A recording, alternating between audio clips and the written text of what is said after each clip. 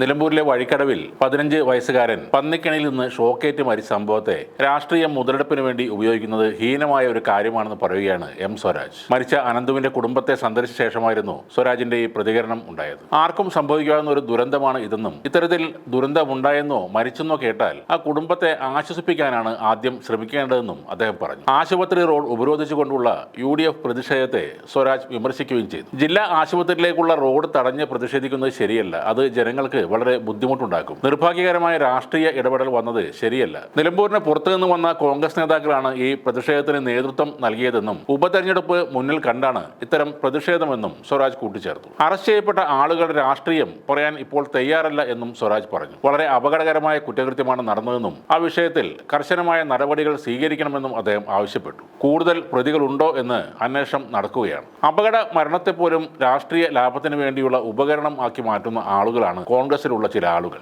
അതിനുവേണ്ടി എന്ത് വൃത്തികേടുകളും നുണയും പറയാൻ മടിക്കാത്ത നേതാക്കന്മാരും അവർക്കുണ്ട്. ഇന്നലെ ജ്യോതികുമാർ ചാമക്കാരൻ നടത്തിയ പ്രകടനം അത് ശരിവെക്കുന്നതാണ്. കുട്ടിയുടെ മരണത്തിന് ഇടയാക്കിയ സംഭവത്തിന്റെ യാഥാർത്ഥ്യം എന്തെന്നാൽ അത് കൃഷിഭൂമി അല്ല, പന്നിയിറച്ചിക്ക് വേണ്ടി അനധികൃതമായി സ്ഥാപിച്ച കമ്പിവേലിയാണ് ഈ അപകടത്തിന് കാരണമായത്. അത് ഇറച്ചി വിൽക്കാൻ വേണ്ടി ഒരുപറ്റം ക്രിമിനലുകൾ ചെയ്യുന്ന കാര്യമാണ്. അവർ രാത്രി വൈദ്യുതി മോഷ്ടിച്ചാണ് ഇത് ചെയ്യുന്നത്. ഇതിനെയാണ് UDF സ്ഥാനാർത്ഥി ആര്യാടൻ ഷൗക്കത്തും ചാമക്കാലയും ഒക്കെ സർക്കാർ സ്പോൺസേഡ് കൊലപാതകം എന്ന് വിളിക്കുന്നത്. പ്രതിയെ പോലീസ് അറസ്റ്റ് ചെയ്തിട്ടുണ്ട്, അയാൾ കുറ്റസമ്മതം നടത്തുകയും ചെയ്തിട്ടുണ്ട്. ഇങ്ങനെ ഒരു ദാരുണ സംഭവം അറിഞ്ഞാൽ സാധാരണ മനുഷ്യർ ആ അപകടത്തിൽപ്പെട്ടവരെ രക്ഷിക്കാൻ നോക്കും, മരിച്ചവരുടെ കുടുംബത്തിന് സാന്ത്വനമേകാൻ നോക്കും. എന്നാൽ കോൺഗ്രസുകാർ ഈ സംഭവം അറിഞ്ഞ ഉടനെ ഓർത്തത് ഇലക്ഷനെ കുറിച്ചാണ്. സർക്കാർ സ്പോൺസേഡ് കൊലപാതകമെന്ന് സ്ഥാനാർത്ഥി തന്നെ വിളിച്ചു പറയുന്നു. ഇത് അപകടമല്ലേ എന്ന് ചോദിക്കുന്ന ചാനലുകാരോട് ചാമക്കാല എന്ന നേതാവ് മെക്കിട്ട് കയറുന്നു. നഗരത്തിൽ റോഡ് തടഞ്ഞ് പാതിരാത്രി പ്രതിഷേധം നടത്തുന്നു. അതിനുശേഷം മിൽമ പാർലറിന് മുന്നിൽ വന്നിരുന്ന് ചായ കുടിച്ച് ചിരിച്ചുകൊണ്ട് ഫോട്ടോ എടുത്ത് ഫേസ്ബുക്കിൽ പോസ്റ്റ് ഇടുന്നു. ആളുകൾ പ്രതികരിച്ചു തുടങ്ങിയപ്പോൾ ഇട്ട പോസ്റ്റ്